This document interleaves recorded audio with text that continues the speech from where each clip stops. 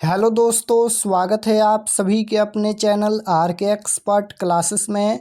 तो कैसे हैं आप सभी? आई होप कि आप लोग अच्छे होंगे और अपने अपने क्लास 10th के स्टडी में लगे होंगे। तो अभी के इस क्लास में हम लोग मैट्रिक फाइनल बोर्ड परीक्षा 2026 के लिए क्लास 10th साइंस यानी विज्ञान के वैसे वीवीआई महत्वपूर्ण ऑब्जेक्टिव क्वेश्चन देखेंगे जो आपके मैट्रिक फाइनल परीक्षा 2026 में पूछा जाएगा। तो आप लोग से रिक्वेस्ट है कि आप लोग इस क्लास को पूरा वॉच कीजिएगा। अभी के इस क्लास में हम लोग साइंस यानी विज्ञान के वैसे ऑब्जेक्टिव क्वेश्चन देखेंगे जो सबसे ज़्यादा बार परीक्षा में पूछा गया है। तो समय मिलेगा 2 घंटा 45 मिनट का साइंस परीक्षा के लिए। और साइंस का एग्ज़ाम 80 नंबर का ही होता है क्योंकि 20 नंबर का प्रैक्टिकल का एग्ज़ाम होता है। तो आइए पहला नंबर क्वेश्चन देखते हैं। आपको क्लास को पूरा वॉच करना है और लास्ट में बताना है कि आपका कितना प्रश्न सही हुआ इस क्लास से। तो आइए पहला नंबर क्वेश्चन देखते हैं। फर्स्ट क्वेश्चन यहाँ पर पूछा गया है, कोई धातु ऑक्सीजन के साथ अभिक्रिया कर उच्च गलनांक वाला यौगिक निर्मित करती हैं। यह यौगिक जल में विलय है। यह तथ्य क्या है? बताना है यहाँ पर कि कोई धातु है जो ऑक्सीजन के साथ अभिक्रिया करके उच्च गलनांक वाला यौगिक निर्मित करती हैं और यह यौगिक जल में विलय है। तो यह तत्व क्या हो सकता है? तो यह तत्व कैल्शियम हो सकता है क्योंकि कैल्शियम ही ऑक्सीजन के साथ अभिक्रिया करके कैल्शियम ऑक्साइड बनाता है और इसका गलनांक भी बहुत अधिक होता है। तो इसलिए इसका right answer option number A हो जाएगा। यह तत्व क्या हो सकता है? कैल्शियम हो सकता है क्योंकि कैल्शियम ही ऑक्सीजन के साथ अभिक्रिया करके कैल्शियम ऑक्साइड बनाता है। तो फर्स्ट क्वेश्चन का right answer option number A हो जाएगा, कैल्शियम। नेक्स्ट क्वेश्चन है 2 नंबर कि कौन सा धातु कमरे के ताप पर द्रव होता है। बताना है कि कौन सा धातु है जो कमरे के ताप पर द्रव होता है। तो याद रखिएगा, धातु पूछा गया है तो पारा धातु जो है वह कमरे के ताप पर द्रव होता है। तो right answer option number B हो जाएगा। धातु और अधातु दोनों आपको याद रखना है। अगर पूछा जाएगा कि कौन सा धातु कमरे के ताप पर द्रव होता है तो पारा होता है, और अगर पूछा जाएगा कि कौन सा अधातु कमरे के ताप पर द्रव होता है तो ब्रोमीन होता है। तो दोनों आपको याद रखना है।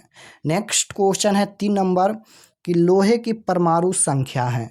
लोहे की परमाणु संख्या कितना होता है? तो लोहा की परमाणु संख्या 26 होता है। Right answer option number D हो जाएगा। 4 नंबर क्वेश्चन है, उदासीन विलयन का पीएच मान क्या होता है? उदासीन विलयन का पीएच मान पूछा गया है। तो उदासीन विलयन का पीएच मान 7 होता है। अम्ल का पीएच मान 7 से कम होता है। क्षार का पीएच मान 7 से ज़्यादा होता है और उदासीन विलयन का पीएच मान 7 के बराबर होता है। तीनों आपको याद रखना है। नेक्स्ट क्वेश्चन है 5 नंबर कि सिल्वर क्लोराइड का रंग होता है। बताना है कि सिल्वर क्लोराइड का रंग कैसा होता है? तो सफेद होता है। Right answer option number C हो जाएगा। 6 नंबर क्वेश्चन है, नमक का रासायनिक सूत्र क्या है? तो नमक का रासायनिक सूत्र क्या होता है? तो नमक का रासायनिक सूत्र होता है NaCl। आपको याद रखना है, नमक का रासायनिक सूत्र NaCl होता है, यानी सोडियम क्लोराइड होता है। सोडियम क्लोराइड होता है। Right answer option number A हो जाएगा। नेक्स्ट क्वेश्चन है 7 नंबर कि समतल दर्पण की फोकस दूरी होती है। बताना है कि समतल दर्पण की फोकस दूरी क्या होती है? तो समतल दर्पण की फोकस दूरी कितना होता है? अनंत होता है। Right answer option number A हो जाएगा। और समतल दर्पण में काल्पनिक प्रतिबिंब बनता है, यह भी आपको याद रखना है। समतल दर्पण की फोकस दूरी अनंत होता है। नेक्स्ट क्वेश्चन है कि उत्तल दर्पण का उपयोग होता है। उत्तल दर्पण का उपयोग होता है तो आपको याद रखना है कि वाहन के साइड मिरर के रूप में उत्तल दर्पण का उपयोग होता है। Right answer option number A हो जाएगा। और दाढ़ी बनाने में अवतल दर्पण उपयुक्त होता है। नेक्स्ट क्वेश्चन है 9 नंबर कि सरल सूक्ष्मदर्शी में किस प्रकार का लेंस कार्य करता है? सरल सूक्ष्मदर्शी में किस प्रकार का लेंस कार्य करता है? अवतल लेंस या उत्तल लेंस या उत्तल दर्पण या अवतल दर्पण। तो यहाँ पर लेंस पूछा गया है, तो आपको याद रखना है कि सरल सूक्ष्मदर्शी में उत्तल लेंस कार्य करता है। ऑप्शन नंबर ए बिल्कुल राइट आंसर हो जाएगा। मानव नेत्र में किस प्रकार का लेंस पाया जाता है, तो ये भी आपको याद रखना है कि मानव नेत्र में उत्तल लेंस ही पाया जाता है। तो 9 नंबर क्वेश्चन का right answer option number A हो जाएगा, उत्तल लेंस। नेक्स्ट क्वेश्चन है 10 नंबर कि प्रकाश के अपवर्तन के कितने नियम हैं। प्रकाश के अपवर्तन के कितने नियम हैं, तो प्रकाश के अपवर्तन पूछे या प्रकाश के परावर्तन पूछे, दोनों का 2 नियम होता है। ऑप्शन नंबर ए बिल्कुल राइट आंसर हो जाएगा। प्रकाश के अपवर्तन या प्रकाश के परावर्तन के 2 नियम होता है। नेक्स्ट क्वेश्चन है 11 नंबर कि दाढ़ी बनाने में कौन सा दर्पण प्रयुक्त होता है, तो ये अवतल दर्पण प्रयुक्त होता है। ऑप्शन नंबर सी बिल्कुल राइट आंसर हो जाएगा।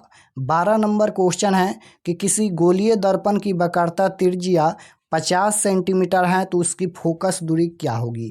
बताना है यहाँ पर कि किसी गोलीय दर्पण की वक्रता त्रिज्या 50 सेंटीमीटर है, तो उसकी फोकस दूरी क्या होगी। फोकस दूरी पूछा गया है, यानी एफ का वैल्यू पूछा गया है। तो एफ बराबर यानी फोकस दूरी बराबर एक फार्मूला होता है, R/2 होता है। तो आर के जगह पर वक्रता त्रिज्या 50 दिया गया है, तो 50 हो जाएगा बट्टा में 2, तो ये हो जाएगा 25 सेंटीमीटर, यानी फोकस दूरी पूछा गया है तो 25 सेंटीमीटर आएगा। ऑप्शन नंबर बी बिल्कुल राइट आंसर हो जाएगा। यानी जब भी फोकस दूरी पूछा जाएगा तो वक्रता त्रिज्या को आधा कर देना है। और एक और फार्मूला होता है, आर बराबर फार्मूला होता है 2f। तो दोनों फार्मूला आपको याद होना चाहिए। ये होता है वक्रता त्रिज्या के लिए और ये होता है फोकस दूरी के लिए। तो अगर फोकस दूरी पूछा जाएगा तो वक्रता त्रिज्या आधा कर देना है, और अगर यहाँ पर वक्रता त्रिज्या पूछा जाएगा तो फोकस दूरी दुगुना कर देना है।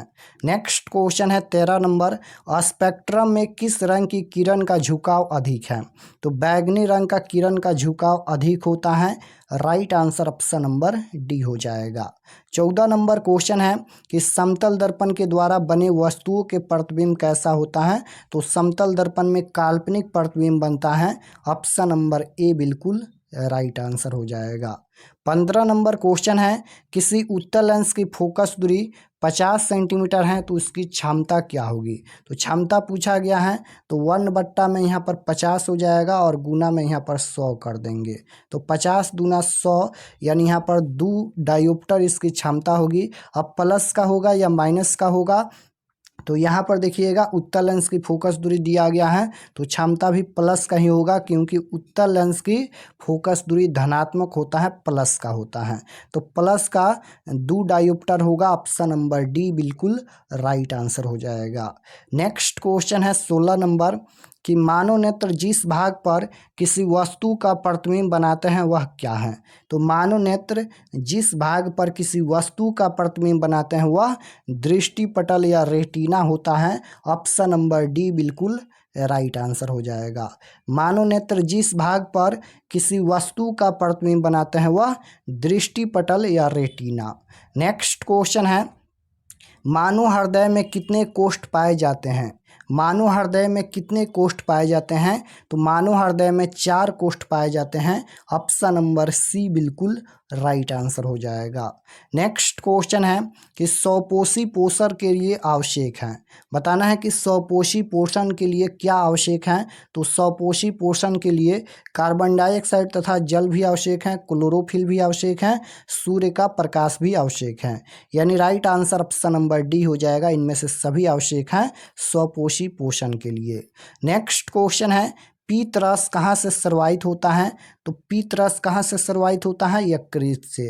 Right answer option number B हो जाएगा। नेक्स्ट क्वेश्चन है कि क्लोरोफिल वर्णक का रंग होता है, तो हरा होता है। Right answer option number A हो जाएगा। नेक्स्ट क्वेश्चन है कि कौन सा एंजाइम वसा पर क्रिया करता है। कौन सा एंजाइम जो है वह वसा पर क्रिया करता है, तो lipase. Right answer option number B हो जाएगा। नेक्स्ट क्वेश्चन है कि श्वसन की क्रिया द्वारा निम्न में से किसका निर्माण होता है।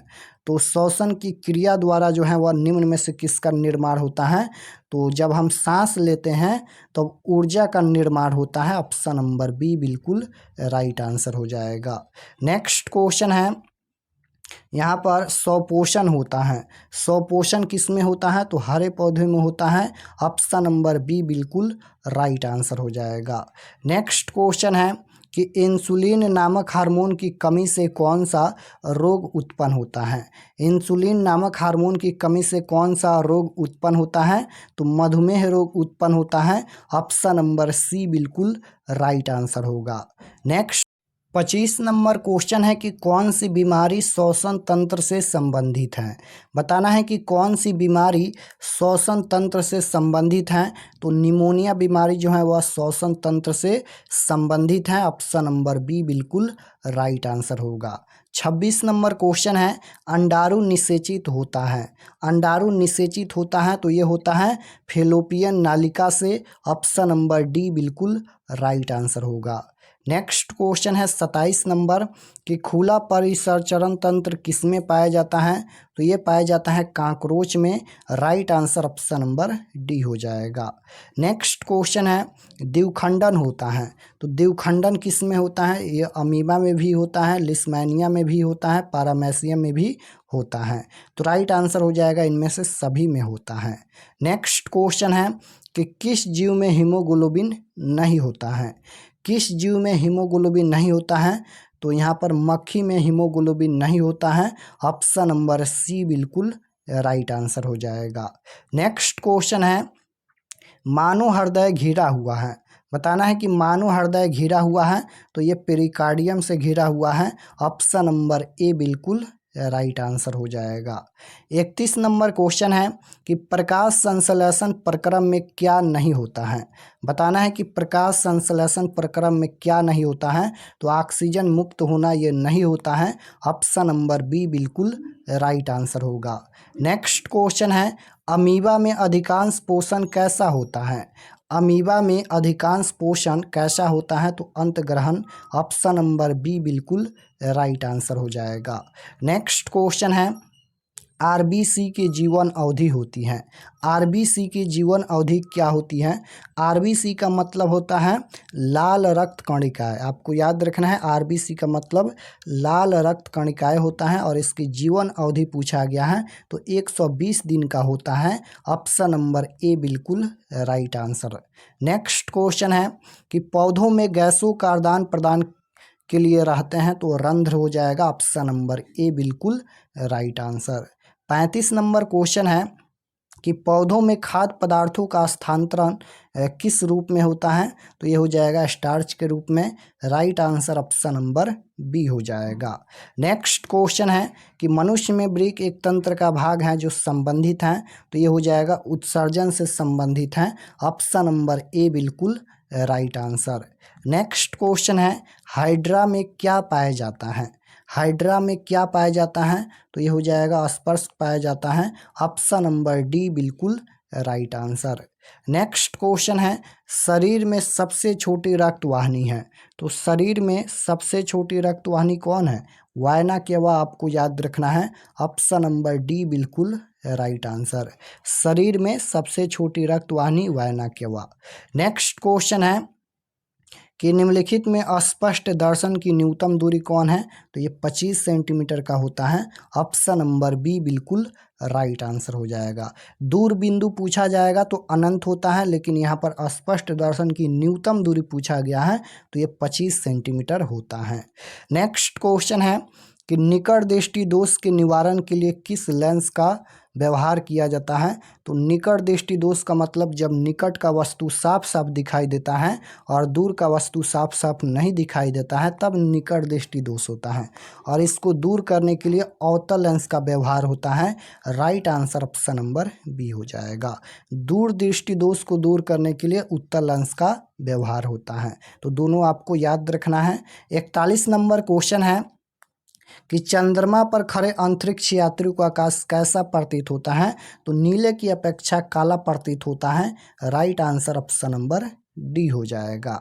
नेक्स्ट क्वेश्चन है विद्युत हीटर विद्युत धारा के किस प्रभाव पर कार्य करती हैं? तो ये ऊष्मीय प्रभाव पर कार्य करती हैं।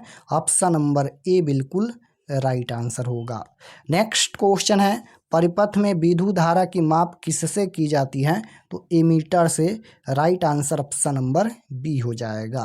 नेक्स्ट क्वेश्चन है आवेश का एसआई मात्रक। तो आवेश का एसआई मात्रक कूलम होता है। Right answer option number D हो जाएगा। नेक्स्ट क्वेश्चन है विद्युत धारा उत्पन्न करने की युक्ति को क्या कहते हैं? तो आपको याद रखना है कि विद्युत धारा उत्पन्न करने की युक्ति को जनित्र कहते हैं। Right answer option number A हो जाएगा जनित्र। नेक्स्ट क्वेश्चन है हीरा एंड ग्रेफाइट किसका अपरूप है? तो हीरा एंड ग्रेफाइट कार्बन का अपरूप होता है। Right answer option number B हो जाएगा। नेक्स्ट क्वेश्चन है सोना की परमाणु संख्या। तो सोना की परमाणु संख्या 79 होता है। Right answer option number A हो जाएगा। तो इस क्लास में हम लोग टोटल 48 क्वेश्चन देखे हैं और आप सभी कमेंट में अपना नाम लिखकर ज़रूर बताइए कि आपका कितना प्रश्न सही हुआ 48 क्वेश्चन में से। और अगर आप लोग चैनल पर नए होंगे तो चैनल को ज़रूर सब्सक्राइब कर लीजिएगा ताकि आने वाले नेक्स्ट क्लास आपके पास ज़रूर पहुँचे। तो मिलते हैं नेक्स्ट क्लास में, तब तक अपना स्टडी कीजिए। आप सभी को धन्यवाद।